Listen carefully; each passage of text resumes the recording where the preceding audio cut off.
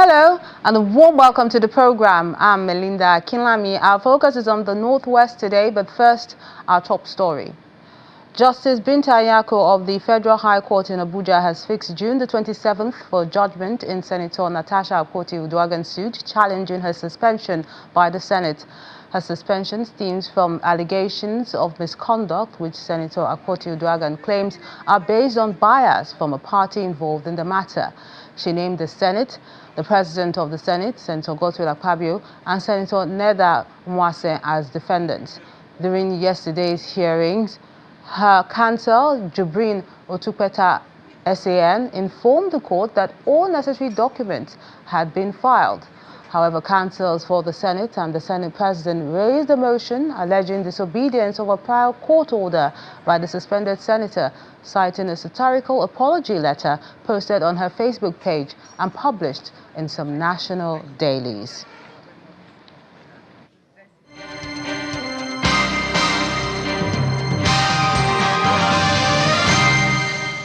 Efforts to promote girl-child education in northern Nigeria gathers momentum after Jigawa and Kano state governments roll out free education initiatives and distribute learning materials to school children. Our correspondent Sadiq Ilyasu reports that thousands of girls are set to benefit from the program.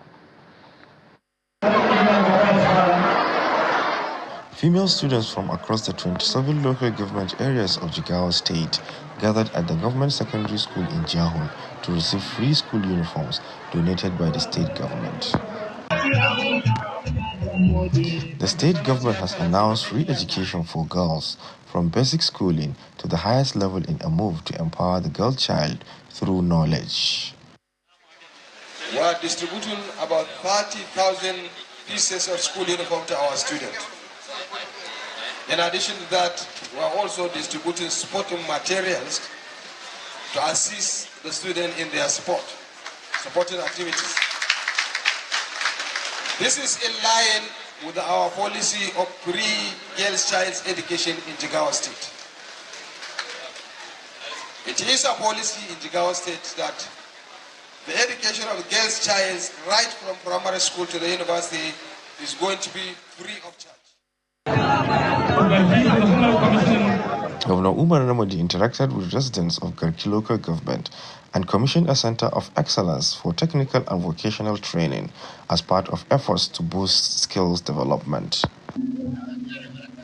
We have undertaken several renovations, including building additional hostels and the general renovation of the schools, which cost almost about 700 million naira.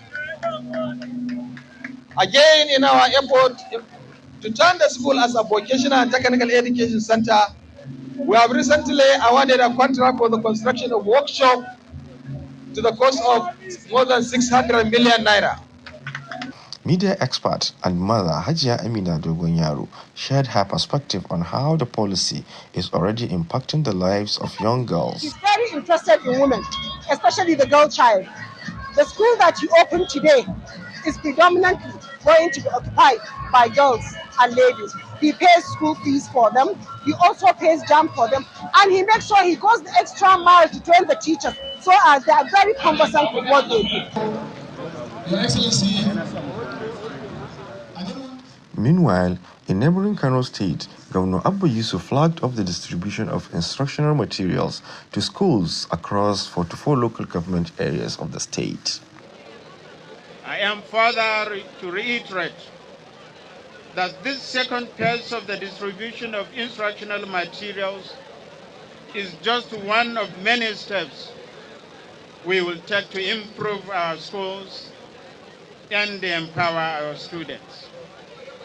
We will continue, by the grace of Allah subhanahu wa ta'ala, to invest in teacher training, schools infrastructure, and the innovative programs to provide our children with exceptional education. Moreover, to safeguard our schools, I approve recruiting security personnel and matrons for basic and post-basic schools. Stakeholders in the education sector have expressed hope that these interventions will bridge the education gap and create a brighter future for girls in Kano State. First and foremost, he used to pay teachers' salary at 25 of every month.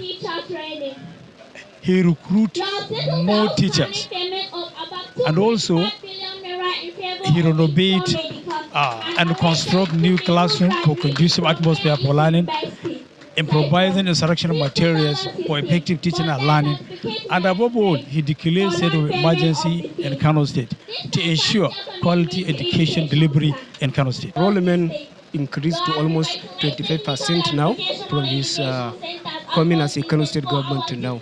So also the distribution of instructional materials, a lot of schools in Kano State also help to boost the morale of both teachers and students of Kano State. A lot has been done in education sector by His Excellency Alhaji Abdullahi Yusuf in terms of the education infrastructure, the renovation of all the schools, the capacity building of teachers and staff of Ministry of Education and SUBEB, and the distribution of instructional materials for all the portfolio local governments. The initiative is seen as a crucial step towards tackling illiteracy and promoting gender equality in northern Nigeria. From education to health matters, medical experts are calling for more investment in cancer research as the country faces a troubling rise in cases. Latest research figures show that Nigeria has over 120,000 new cancer cases, with about 70% fatalities due to late detection and treatment. At a major conference held in Kaduna, scientists and oncologists stressed the need to bridge the gap between laboratory research and clinical treatment. In a country where over 120,000 new cancer cases are reported annually, and where nearly 70% of patients die due to late diagnosis and treatment, medical professionals say it's time for a new approach. This cancer research conference, hosted by Kaduna State University, seeks to do just that, as it brings together experts in the field, young scientists and health innovators to brainstorm on how to tackle Nigeria's growing cancer burden through collaboration, early diagnosis, and integrating traditional medicine. Cancer as sickness and cancer as illness. And then the question of palliative measures and who will take care of cancer patients. But not only that, we need to understand the different dimensions of transnational research in regard to psychology, in regard to sociological component of disease and illness, and in regard to one single factor, novel ideas. Experts say one of the overlooked solutions lies in ethno-veterinary medicine, the use of local plants and traditional remedies in developing affordable treatments. The aim of screening is to detect the cancer before the symptoms manifest. But what do you have here? Tomorrow, the symptoms will have been manifesting for more than 4 years before you even see some of these patients presenting. So it's better you do screening. When you pick it early, it's curable. In Hausa language, they call it chiwo ndaji, but it's actually curable if you pick it early. There is need for us to collaborate in order to move the healthcare system of Nigeria, especially the cancer research, in which there are a lot of things that need to be done. Because the main challenge with cancer chemotherapy is the side effect of the currently used anti-cancer agents. Speakers at the event also emphasized the role of education in raising awareness and reducing stigma around cancer. Scholars in life sciences conduct research about how science can produce evidence in order to move to identify causes and solutions to cancer as a challenge. But also there are other sociological and psychological factors that are attributed to cancer. As the conference wraps up, one message remains clear. Nigeria must act fast to strengthen research, improve diagnosis, and promote collaboration across scientific and cultural lines. Participants also appeal to the public to prioritize regular screening. The governor of Zamfara State, Dauda Lawal, has flagged off the distribution of debit cards for the beneficiaries of the World Bank-financed cash transfer scheme. The flag-off ceremony, which held at Safe Local Government Secretariat, marks the beginning of a major intervention aimed at helping the poor and vulnerable across the state. The federal government's Conditional Cash Transfer Scheme, a social protection program supported by the World Bank, targeting poor and vulnerable households with financial assistance to improve their standard of living. Each beneficiary will receive the sum of 75,000 naira, facilitated through debit cards linked to individual accounts for ease and transparency. As we embark on the distribution and activation of debit cards, we take a bold step towards ensuring financial security, accessibility, empowerment for 279,534 beneficiaries across the states. The State Commissioner for Humanitarian Affairs and Relief Matters, Salisu Safe, gives a detailed breakdown of the registration and verification process. 99,320 make the monument know your customer KYC requirement set by the World Bank and CBN including 29,271 paid using National Identification Number NIN, 50,050 paid using Bank Verification Number BBN, 80,213 awaiting KYC clearance before the debit card issuance. Aside from supporting the most vulnerable members of society, Governor Dauda Lawal describes the successful integration of beneficiaries into the financial system as an integral part of his mission to build a more inclusive and prosperous Zamfara state. The purpose of this empowerment is to enable you to invest in your future so that you can support yourselves and your families and contribute to the growth of our local as well as national economy. I therefore urge you all to use this opportunity wisely, invest in entrepreneurship, and become self-reliant. The event closes with the symbolic presentation and activation of debit cards, followed by direct cash disbursement to selected beneficiaries. 1,000 households displaced by flood disaster in Arugungu local government area of Kebbi State have received relief materials from the National Emergency Management Agency, NEMA. The state government has also allocated plots of land to the affected families to help them reconstruct their homes. These tents serve as temporary shelters for thousands of people displaced from their homes in Kamfani village as a result of the flood disasters in 2024. The Kebbi state government had earlier pledged to relocate them as the area is prone to perennial flooding. The government, have found a suitable place, where it's a bit higher than where they are, and the place is going to be allocated to, all the households, that's lost their houses. So I believe by the grace of God, by next week, all the villages will be given the allocations. The National Emergency Management Agency, NEMA, is here to distribute building materials, including bags of cement and roofing sheets, to the victims to cushion the effect of their sufferings, as it assures of measures to avert a recurrence this year.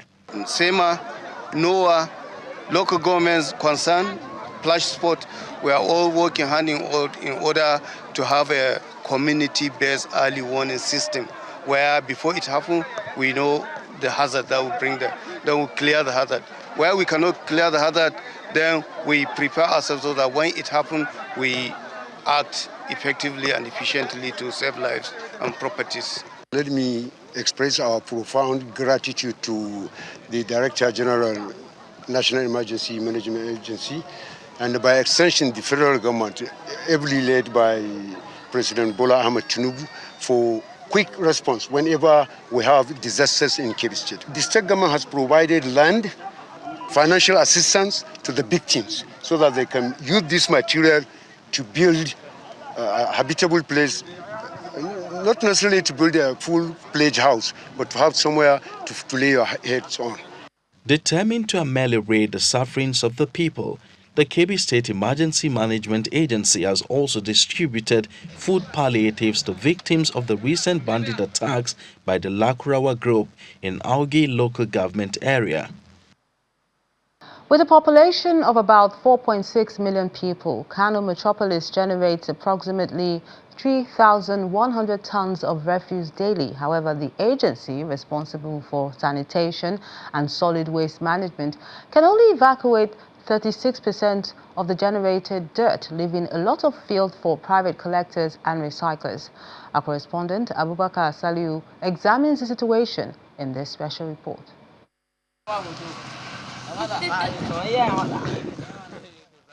Open dome sites like this are very common sites in Kano, making about 92% of the existing waste disposal locations in the metropolis.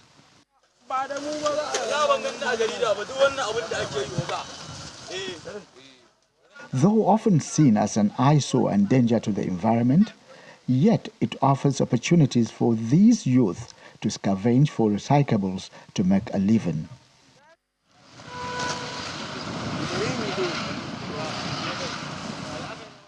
Kano Metropolis, an industrial and commercial hub that covers an area of 499 square kilometers with population density of 1,000 people per square kilometer, generates over 300 tons of refuse daily, according to the state government.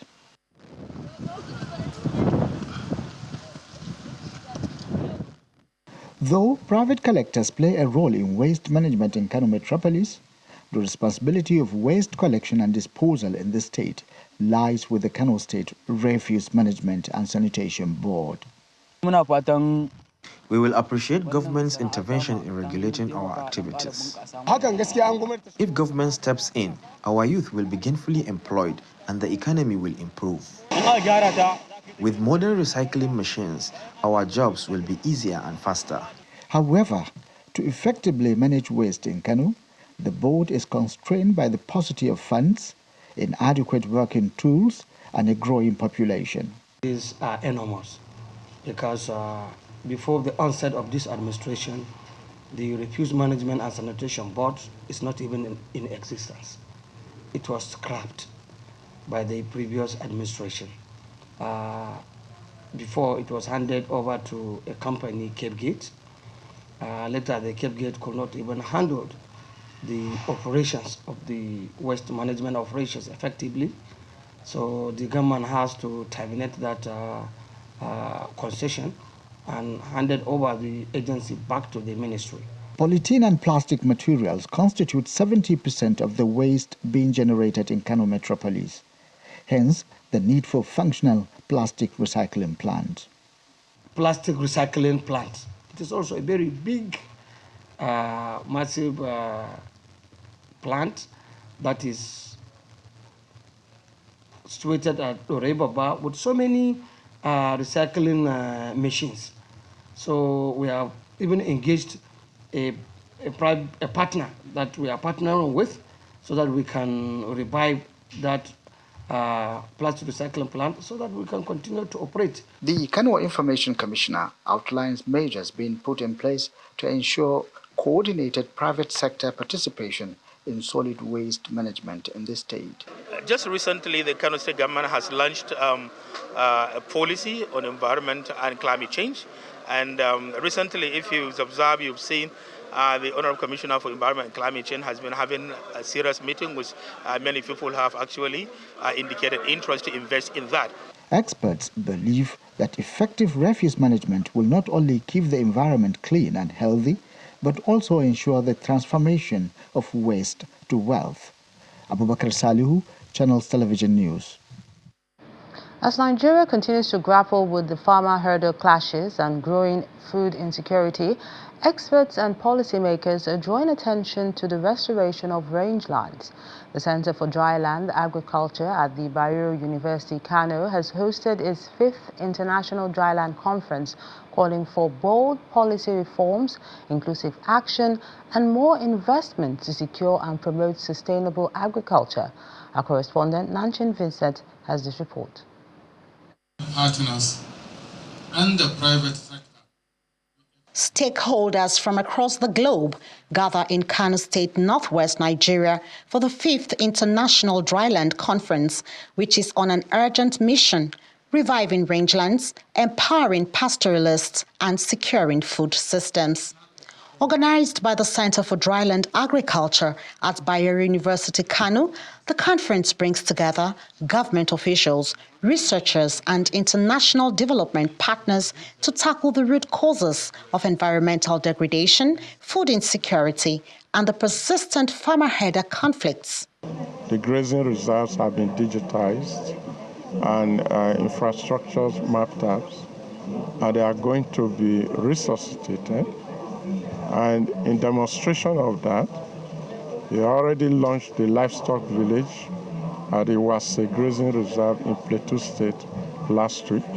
That has been widely reported, and it's a model that he is building to ensure that pastoralists are settled in the grazing reserve. Not only to herd animals there, they can also get involved in other enterprises. Speakers at the event call for evidence-based policies that prioritize sustainable land use while also protecting the traditional knowledge systems of pastoralists. After this conference, we plan to synthesize not only a communique, but possible action points that will guide government, guide policy, and guide research so that we can understand the issues, identify things that need to be implemented as a priority, and see how we can approach it in a multidimensional and multi-stakeholder approach. Development expert and professor of social anthropology, Professor John Merton, stresses the need to include youths in rangeland development efforts to prevent insecurity and ensure sustainability. We as scholars of pastoralism have not done enough on youth. I think across the world, young people are growing up in a pastoralist background. Some of them accept that background and continue, but many move away from it. They move into towns, they move into cities, or they move into other rural occupations. And in some cases, to be honest, they move into illegal or criminal occupations.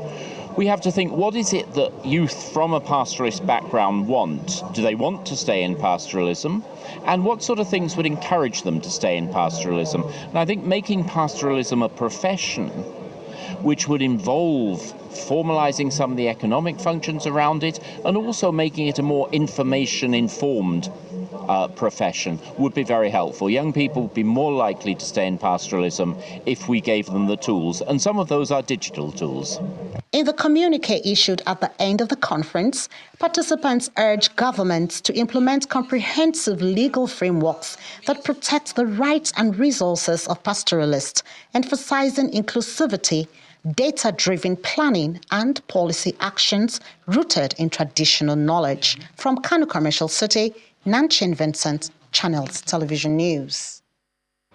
A Kano State High Court has dismissed a motion filed by the former governor and national chairman of the All Progressives Congress, Mr. Abdullahi Ganduje, challenging the court's jurisdiction to hear an 11-count corruption charge brought against him and 7 others. Justice Amina Adamu Aliu, who presided over the matter, ruled that the preliminary objections raised by Mr. Ganduje and his co-defendants were incompetent and lacked merit. She affirmed the court's jurisdiction to hear the charges, which include allegations of bribery, conspiracy, misappropriation, and diversion of public funds totaling to billions of naira. The judge emphasized that the trial will proceed even in the absence of Mr. Ganduje and the 6 other defendants, and summoned the 6th defendant, Lamash Properties Limited. The case has been adjourned till the 30th and 31st of July for hearing. The Senate has officially confirmed the defection of 3 senators from Kebbi State, Adamu Aleru from Kebbi Central, Yahaya Abdullahi from Kebbi North, and Gaba Madoki from Kebbi South from the People's Democratic Party PDP to the All Progressive Congress APC. The defection was announced during today's plenary, bringing APC's total seats in the 10th Senate to 68, further consolidating its majority. Dignitaries present to witness the development included the APC National Chairman, Mr. Abdullahi Ganduje, the Kebbi State Governor, Dr. Nasir Idris, and the Minister of State for Humanitarian Affairs, amongst others. With this shift, the new composition of the Senate is now APC 68, PDP 30, Labour Party 5, NNPP 1, SDP 2, and ABGA 1. Political office holders have been urged to empower women rather than using them during election campaigns and abandoning them afterwards. The call was made by the APC women leader in Kebbi State, Aishatu Gunabi, during the disbursement of funds to women members in Birin Kebbi. She advised the beneficiaries to remain loyal to the administration of Governor Nasir Idris and continue praying for the success of his administration. While a government official, Abubakar Zauru, emphasized that the initiative aligns with the governor's directive to impact lives positively at the grassroots.